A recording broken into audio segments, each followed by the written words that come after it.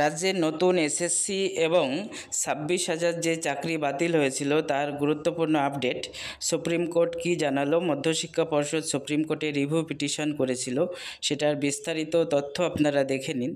Supreme court যেটা জানিয়েছে, 31শে মের মধ্যে কিন্তু নতুন বিজ্ঞপ্তি জারি করতে হবে, অর্থাৎ ফ্রেশ যে রিক্রুটমেন্ট হবে তার বিজ্ঞপ্তি কিন্তু 31শে মের মধ্যেই জারি হচ্ছে।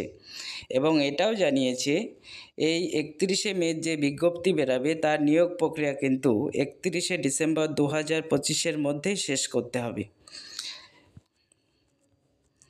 এবং যারা 26,000 চাকরি বাতিল হয়েছিল যাদের, 31শে ডিসেম্বর পর্যন্ত চাকরিহারা শিক্ষকদের কিন্তু কাজ করার অনুমতি, অর্থাৎ যে সকল শিক্ষকদের চাকরি বাতিল হয়েছিল এবং যারা অযোগ্য প্রমাণিত হয়নি তাদের কিন্তু ডিসেম্বর মাসের 31 তারিখ পর্যন্ত কাজ করার অনুমতি দিয়েছে, যতদিন না পর্যন্ত নতুন নিয়োগ হচ্ছে।